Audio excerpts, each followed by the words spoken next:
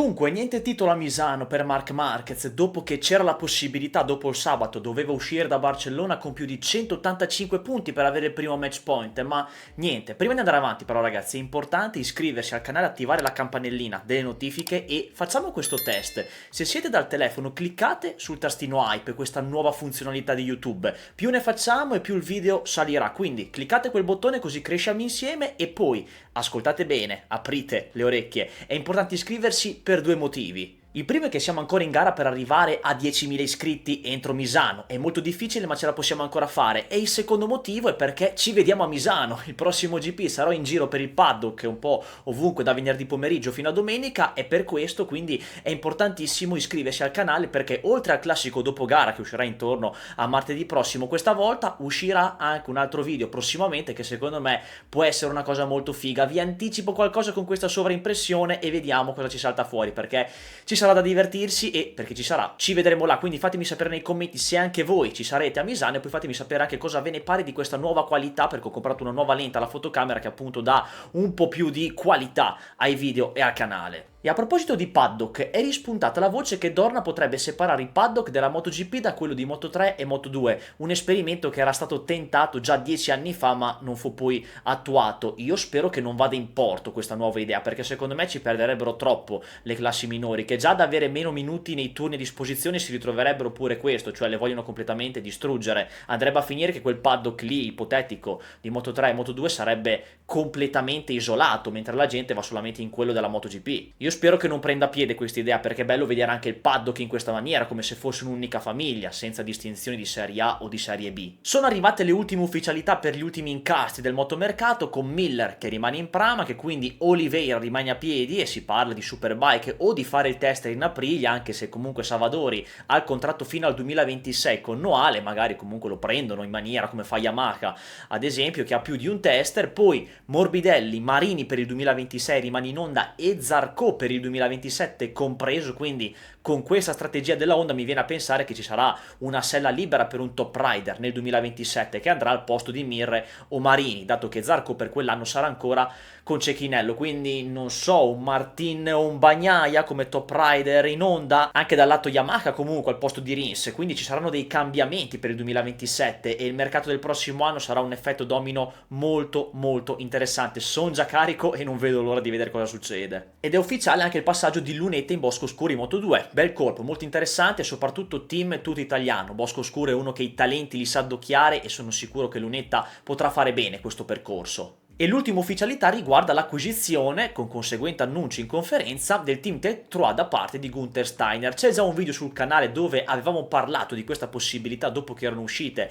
le prime notizie e ora c'è la conferma. Sarà molto interessante vedere Gunther Steiner in questo mondo. E sono contento anche per le parole che ha detto sulla MotoGP, che è uno sport tutto da scoprire, che ha un gran potenziale. Ovviamente non è che poteva dire cose negative, però questo è uno sport che merita il successo di essere il migliore motoristico al mondo, nettamente superiore alla Formula 1 per tutto. Sicuramente da quando si è ritirato Valentino si è perso quella pill che ci si aspettava e ora con Liberty vediamo che mosse si faranno e speriamo che cambino anche qualcosa anche per noi creator sulla questione copyright e altro. Grazie. E ultima ma non meno importante, ci sono voci anche su Max Verstappen in MotoGP, non come pilota ovviamente, ma anche lui come proprietario di un team. Sembra che stia sondando la possibilità di acquisire un team satellite al 100%, quindi monitoriamo questa situazione. Si è parlato del team di Cecchinello e di Trackhouse, però a sensazione mi sembra difficile come operazione, cioè non mi aspetto che uno come Cecchinello, che ha una buona solidità, possa vendere, e tantomeno Trackhouse, che è appena arrivata e non penso voglia già cambiare proprietario. Adesso tutti dalla Formula 1 vogliono venire in MotoGP, prima Liberty, poi Steiner, c'era anche la voce di Hamilton con Gresini,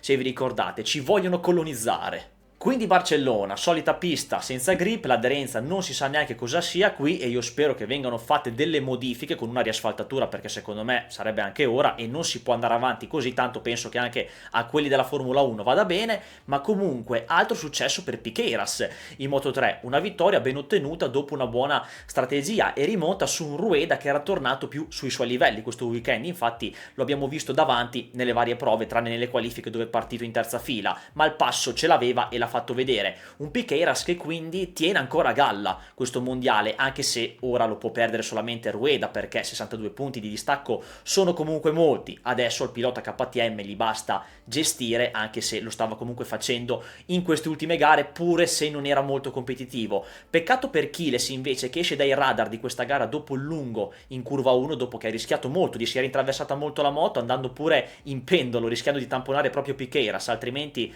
sarebbe stato protagonista. Altra buona prestazione anche per Pini, che è sempre lì costante nei 10, sarebbe molto bello in futuro vederlo anche lottare per la vittoria. Gli manca questo step che l'anno prossimo volendo può fare. Non male anche Lunetta al suo ritorno, mentre sempre un po' più in ombra Alvaro Carpe, che come dicevamo anche nello scorso dopogara ha perso molto smalto e non è più competitivo come ad inizio stagione, ora è spesso fuori anche dalla top 10. Colpo mondiale invece per Manu Gassi in Moto2, un quarto posto che vale come una vittoria, perché Canet butta via l'ennesima gara, zero pesantissimo, una seconda parte di stagione negativa per Canet, che è tornato ad essere quello della prima metà del 2024, e il solito Canet che vince una gara poi si ritrova indietro nelle successive 5, quindi mai costante. E poi Moreira invece, dopo l'hype di queste ultime gare, fa una prestazione opaca, tutto a favore di Gonzalez, come dicevo, oltre ad essere il mio pupillo, ed è rimasto sempre costante. Vai Manu Gas, dai che lo portiamo a casa. Intrigante anche questo Dani Olgado, ragazzi. Il team Aspar si fa le budella d'oro con Chiles in Moto3 e in Moto2 con Alonso e Olgado. A Balaton aveva vinto il colombiano e qui a Barcellona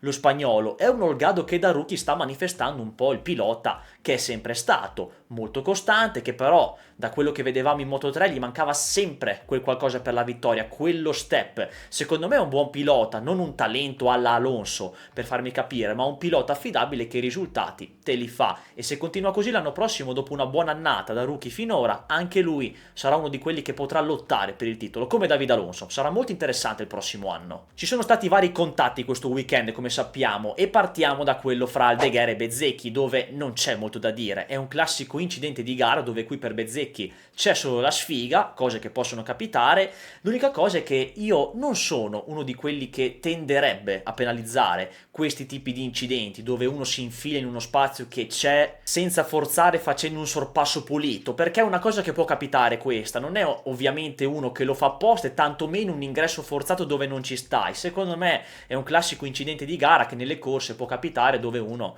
ci può fare poco. Diverso invece quello di Morbidelli su Martin, non sembrava neanche un attacco così tanto al limite, ma sicuramente non c'è stato dentro e lo spazio per entrare non c'era, a differenza di Aldeguer su Bezzecchi, e infatti Morbidelli ha steso Martin perché gli era proprio dietro e l'ha centrato. Qui è giusta la penalità invece, secondo me. Sono invece d'accordo nel non dare nessuna penalità sul contatto con Bezzecchi, anche se sicuramente si va un po' verso il borderline, ma lo reputo comunque un incidente di gara. Entriamo nell'analisi. Non c'è l'inquadratura dall'elicottero perché stava seguendo i primi, perché secondo me quella lì era quella che ci faceva capire le cose meglio, però lo possiamo vedere da Bagnaia e dallo stesso Bezzecchi. Il Bez entra, Morbidelli sente e sa che c'è qualcuno all'interno, però se ne sbatte un po' i coglioni e lui fa la sua traiettoria non lasciando lo spazio a Bezzecchi. Non è che allarga appena per lasciargli quel tanto che gli basta. Dall'onboard di Bezzecchi si può capire che siano appaiati e Morbidelli forse è appena più avanti di qualche centimetro, perché Bez lo tocca appena nella parte di destra e cade, perché appunto c'è un leggero contatto, ed è quel contattino lì che lo fa cadere, non Morbidelli che ha chiuso completamente come se non ci fosse un domani. Non si toccano in modo trascendentale come se qualcuno sbagliasse l'ingresso e lo centra. Sicuramente Morbidelli, dato che sapeva che c'era qualcuno all'interno, poteva forse allargare appena, però non ha neanche chiuso la traiettoria, è rimasto in quella linea dentro i limiti dove per Bezzecchi c'era lo spazio perfetto al 100%, in cui se ti muovi appena succede qualcosa, e infatti vedete che appena c'è stato il contatto leggero si è scatenato il patatrack. Quindi per me è un incidente di gara, come dicevo. Se Morbidelli avesse chiuso più intensamente, Bezzecchi si fosse steso, forse gli davano anche il long lap, però per me questo è uno di quei contatti dove ci sta il discorso tipo per passarmi devi sudare, non ti lascio nulla, faccio resistenza più che posso, e questo per me rientra nei parametri. Poi ne fa le spese anche Dizza, perché Bagnaia deve chiudere un attimo il gas e il romano se lo ritrova quasi in bocca, per evitare di tamponarlo deve frenare e appena prende i freni in mano gli si chiude l'anteriore. Sfortunato perché Dizza era partito partito male il venerdì, ma poi il sabato si è rifatto con un grande Q1 andando in Q2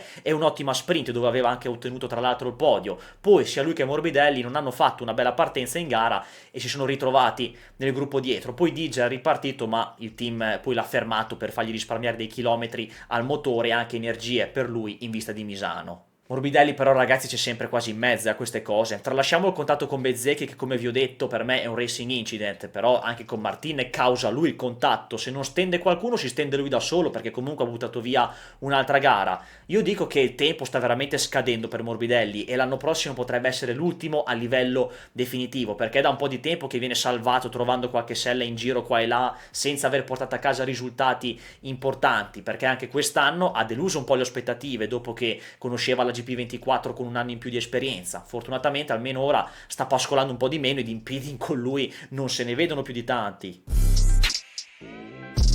Mi ha deluso l'Aprilia questo weekend, come poi a tutti, non ha inciso e in una pista amica come Barcellona, dove in questi ultimi anni hanno sempre fatto bene, non vederli neanche in lotta per la top 5, dove mi aspettavo come minimo il podio, mi ha deluso parecchio. Questa volta Bezzecchi non è stato incisivo nemmeno sul time attack, dove nelle ultime uscite era riuscito a fare dei capolavori. Qui c'è stato anche complice qualche errorino, però comunque non ha mai inciso realmente l'Aprilia. Martin non può essere giudicato ancora perché in ogni weekend lui deve capire ogni particolarità della moto. Certo mi aspettavo forse di vederlo un po' più in alto a ridosso del Q2 o addirittura dentro, invece no, non ha neanche passato il Q1 e ha detto anche che uno dei suoi talloni d'Achille con questa moto è il giro secco, una delle qualità che Martin ha sempre avuto come propria finora e quindi è ancora un Martinator che deve ancora trovarsi a suo agio con la moto. Il suo percorso di adattamento sta continuando e comunque sta andando per il verso giusto, perché ha buone sensazioni e ha chiuso comunque 10° in gara e lui ha detto che vale come un podio dopo qualche problemino avuto con l'abbassatore e qualche piccolo contatto.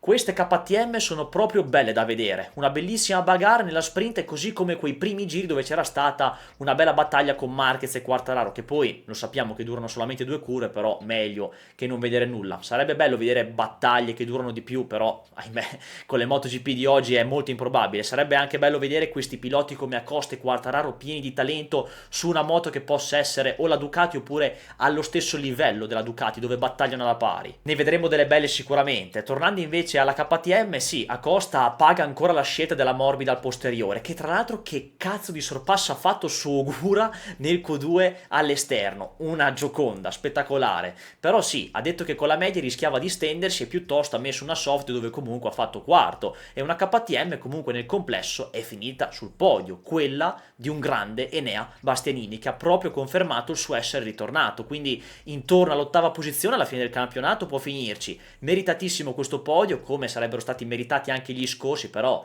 per le sfighe del momento non ha mai concretizzato. Io mi aspettavo che potesse andare un po' più sotto anche a Marquez in gara perché aveva passato Acosta intorno alla seconda metà di gara e lui sappiamo che da metà in poi fa la differenza. Infatti quando si arrivava verso la fine della sprint si vedeva che ne aveva di più di Acosta, però ha fatto qualche sbavatura che non gli ha permesso di passarlo, però in gara invece forse non ha gestito benissimo la gomma posteriore, non è riuscito a sfruttare quel potenziale che di solito tira fuori, ma comunque podio meritato, vai bestia che sei forte e questo ritorno è bellissimo e positivo, sono molto contento. La KTM è migliorata nel corso di questa stagione ed è più costante dell'Aprilia perché quest'ultima la fa andare solamente Bezzecchi, perché Raul Fernandez è tornato un po' più opaco e non veloce, Martin ha un altro percorso e Ogura è un rookie che comunque l'abbiamo rivisto un po' più su in classifica in questo weekend. Però la KTM con i suoi aggiornamenti e sviluppi al momento è un gradino sopra all'Aprilia. Quando poi Martin avrà trovato la quadra sarà una bella lotta come seconda forza del campionato, però in KTM ancora una volta Binder delude perché se fino al sabato aveva dato la sensazione che anche lui potesse essere arrivato al passo di Acosta e Bastianini con una bella prima posizione nella practice,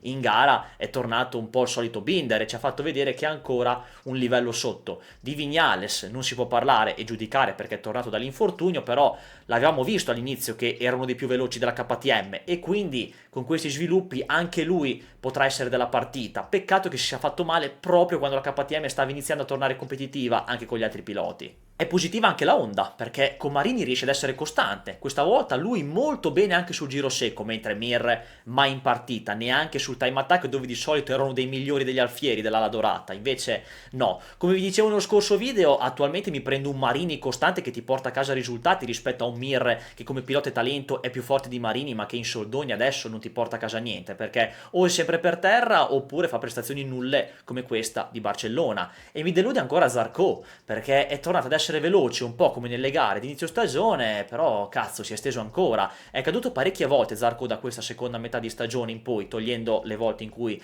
l'hanno steso, però comunque fa un lavoro positivo, non è da mettere in croce, sarebbe però bello rivederlo un po' più costante adesso, un po' come sta facendo Marini.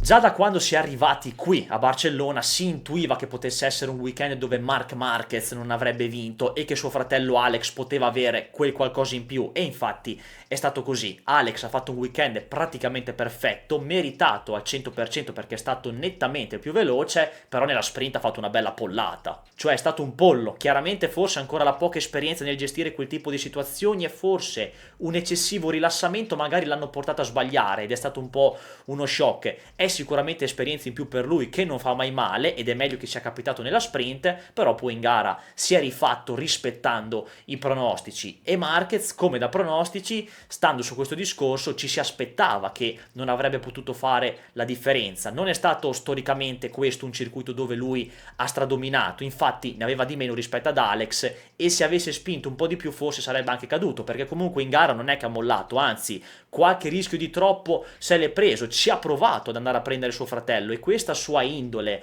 di non accontentarsi lo prevalica sempre, pure quando hai 180 punti di vantaggio con la moto più forte del pianeta e che corri sul velluto senza particolari problemi. Quando Alex si era steso nella sprint tutti abbiamo pensato, ecco, a Misano potrà avere il match point mondiale se anche domani gli finisce davanti, però è andata come da pronostici. Come dicevo con Alex, che sapeva comunque del suo potenziale e ha confermato il suo essere dominante questo weekend, però comunque quando i piloti vanno alle interviste io tendo sempre a non credere a quello che dicono, perché c'è chi si vuole nascondere, chi non si vuole esporre troppo e chi vuole giocare un po' sia psicologicamente che no con certe dichiarazioni. E quando Marquez il venerdì viene a dire che non vuole vincere il titolo a Misano, io non ci credo. Cioè non dico che sia un discorso da falsetto, però per me è una paraculata quella di dire che non vuole vincerla a Misano perché vorrebbe dire che suo fratello si sarebbe esteso o avrebbe fatto un brutto weekend. E poi è ovvio che lui non voglia che si stenda e suo fratello ci mancherebbe, ma anche se fosse un altro, però per me è come se avesse la risposta pronta in caso gli avessero fatto la domanda del titolo di Misano, e infatti è sempre stata quella. Ma io indipendentemente da questo vi dico di non fidarvi di quello che dice qualsiasi pilota alle interviste, c'è chi è più attendibile e chi meno, poi da uno come Marquez che è uno di quei campioni che sulle dichiarazioni ci gioca è ancora meno attendibile, quindi per farmi capire io non ci ho mai creduto a quando rispondeva così alla domanda del titolo a Misano, era una paraculata, io non ci credo che dentro di sé privatamente non ci avrebbe goduto a vincere il titolo a casa di Rossi dopo quello che è successo nel 2015 e poi tutto dopo, che poi è una cosa che uno non verrebbe mai a dire apertamente ai microfoni, se non magari quando compie 70 anni, però per farvi capire che per me questa risposta qui è sempre stata una paraculata. E oltretutto, come ha detto anche Pedro Acosta, questo di Marc Marquez quando vincerà il titolo sarà uno dei più grandi comeback della storia nello sport, cioè di ritorni, di successo dopo il fallimento. Credo anche che ci sia un premio riconosciuto a riguardo che danno sempre ogni anno, ma comunque Marquez è uno che dal 2020 in poi ha visto l'inferno dopo quell'infortunio e in 5 anni è ritornato al successo, definizione di processo. Ne parleremo meglio quando vincerà il titolo, se sarà Motegi o no, perché comunque su questa storia va fatto un approfondimento perché può essere di ispirazione per molte persone, sia sportive che non, per quanto Marquez a me possa stare antipatico, perché a me non sta simpatico dopo quello che ha fatto nel 2015, lui avrà sempre quella macchia lì, non se la toglierà mai di dosso, a molti non piacerà quello che sto dicendo, ma io non mi nascondo, lo dico apertamente, a me Marquez non sta simpatico, ma non sono uno di quelli che spera che cada o che gli augura la morte, quelle sono altre persone. stagione. Però sono uno di quelli che, pur non abbia molto rispetto per lui e che non gli stia simpatico, è comunque oggettivo e riconosce il campione Marquez, il fenomeno Marquez e il talento Marquez. Non si discute come pilota e talento puro, chapeau e basta. E come dicevo, questo suo processo di ritorno dal momento infernale, dal 2020 al 2023, da cui è uscito nel 2024 con l'arrivo in Gresini e nel 2025 completato col mondiale in Ducati ufficiale, è una storia di resilienza e di fame di vittoria che contraddistingue i fenomeni generazionali e campioni come lui. Poi, che se lo si poteva aspettare questo suo dominio perché è il pilota più forte della griglia che corre sulla moto più forte del mondo è un altro discorso, ma ne parleremo meglio quando vincerà il mondiale.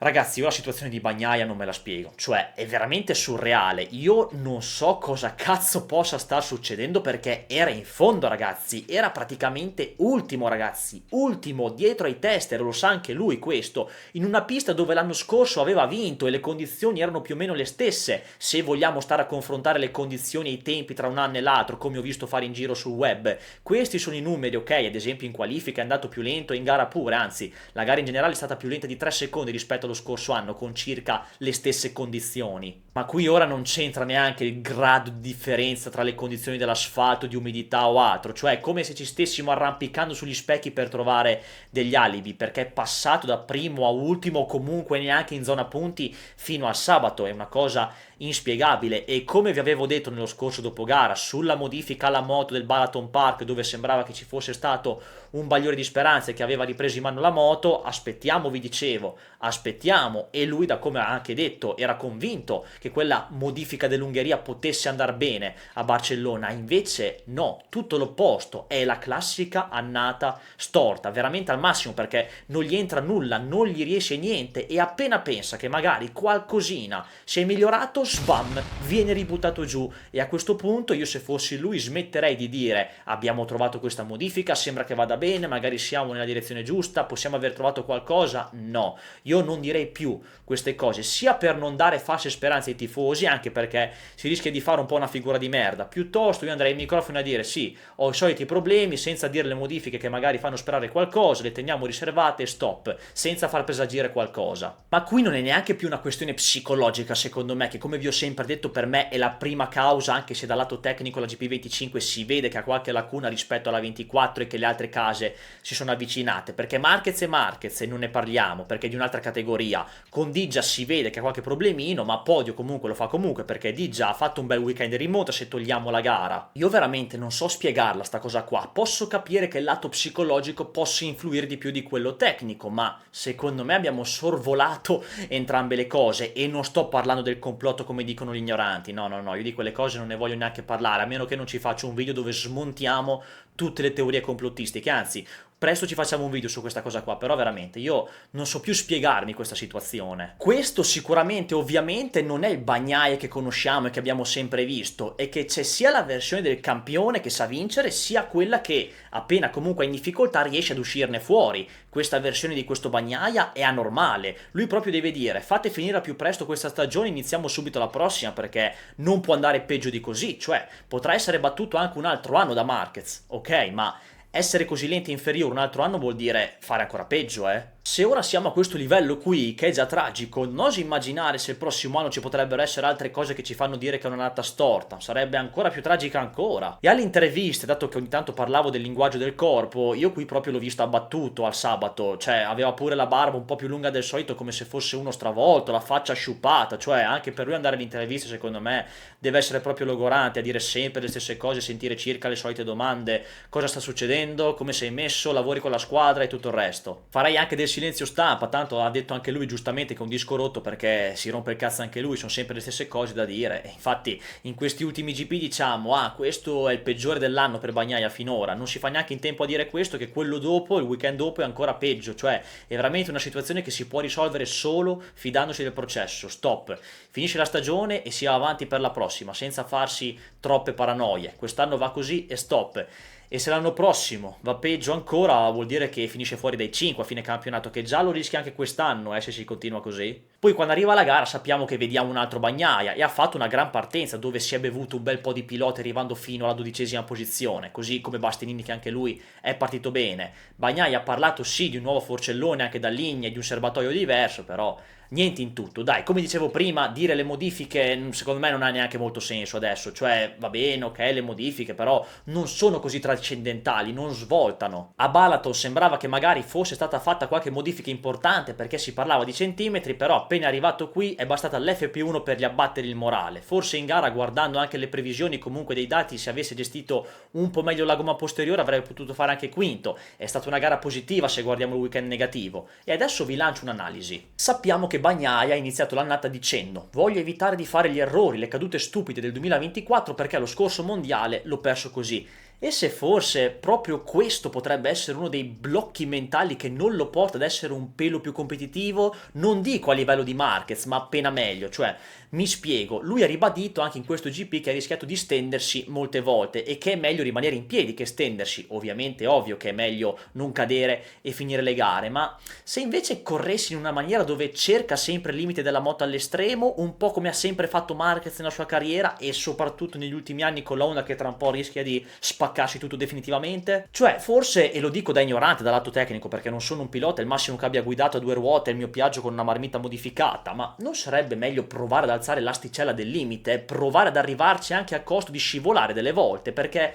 magari cercando e trovando il limite potrebbero venire fuori altre cose che magari prima non avevi visto. Non so, il mio è un commento che contro un 3 volte campione del mondo non ha senso, però magari anche questo pensiero del non mi stendo, gestisco sulla base degli errori del 2024 un minimo forse ha influito. Sicuramente nella gerarchia delle cose è una delle ultime perché ci sono cose peggiori sicuramente, però magari è un fattore. Spazio social con le vostre considerazioni dal box di Instagram, ricordatevi di seguirmi per farle anche voi per il prossimo dopogara e anche per vedere dei contenuti esclusivi da dietro le quinte nel GP di Misano. Francesco, vedresti Oliveira più come collaudatore o magari come pilota magari in Superbike? Allora, secondo me come tester sarebbe tanta roba e per l'Aprilia soprattutto, dato che comunque se ne è parlato, un pilota così comunque come lui che è stato veloce, ha vinto ed è stato molto sfortunato nella sua carriera per via degli infortuni, ci starebbe secondo me. Poi lui vorrà anche un po' stare nel circus della MotoGP perché ancora non si vede in quello delle derivate, vediamo cosa sceglierà. Giuseppe, Pecco secondo te è diventato scarso? È sempre il problema della moto? Non è diventato scarso, il talento non si compra e non si vende, chiaramente ha delle difficoltà evidenti, ma come dicevo prima questo non è il vero Bagnaia, è troppo lontano dall'essere il Bagnaia campione, ma allo stesso tempo anche il Bagnaia con delle difficoltà. Gianluco il Bruco 1, non mutite così, bello questa cosa. Vabbè, comunque, secondo te è troppo presto per Lunetta andare in Moto 2 il prossimo anno? Forse sì, perché ha 19 anni e forse un anno in più in Moto 3 non gli avrebbe fatto male, soprattutto dopo essersi fatto male quest'anno. Lui ha un bel talento e penso che con una moto più competitiva possa giocarsi il titolo. Ormai non ci sono più comunque i piloti che vogliono vincere il campionato in ogni categoria per poi salire, cioè finché non vinco in 125, vabbè, in Moto 3 o comunque salgo di livello. No, solo Acosta è stato uno di quelli ad averlo fatto nella generazione di oggi e infatti è un fenomeno generazionale. Ad oggi è diventata solamente una scalata la MotoGP, come se bisognasse arrivarci il prima possibile senza pensare di vincere il titolo nelle classi minori. Andiamo con le pagelle e iniziamo con l'Aprilia. Si può dare tranquillamente un senza voto a Bezzecchi e un 6 normale a Martin, intra causa invece 5 a Raul Fernandez e 6,5 ad Ugura. Yamaha ufficiale 8,5 a Quartararo e 5 a Rins, e a proposito di Quartararo vediamo i primi feedback dal V4 che verrà provato nei test di Barcellona con le concessioni e poi lo vedremo a Misano con Augusto Fernandez, mentre dal lato Pramac 5,5 a Miller e 7,5 ad Oliveira che la butta nei 10 sia nella sprint che nella gara. Honda 7,5 a Marini, 5 a Mir, mentre in LCR un 5,5 a Zarco e un 6 a Ciantra. KTM 8,5 a Bastianini, 6 normale a Vignales, 8 ad Acosta e 5 a Brad Binder. Team VR46, Dizza incolpevole e sfortunato in gara ma fa una buona qualifica e una buona sprint, gli do 7, mentre do un 4,5 a Morbidelli, ancora in mezzo a degli incidenti come quello con Martin. Team Gresini 9,5 ad Alex Marquez e un 5 a Fermin Aldeguer, che oltre all'incidente con Bezzecchi non si è mai visto un minimo competitivo. E infine il team ufficiale Ducati con un nuovo Marc Marquez e un 6 a Bagnaia per la rimonta in gara. Come sempre ragazzi, fatemi sapere la vostra nei commenti e ricordatevi di iscrivervi al canale e attivare la campanellina delle notifiche per non perdervi nulla. Per chi ci sarà a Misano ci vediamo in zona il prossimo weekend, altrimenti ci rivediamo presto per un nuovo video. Ciao!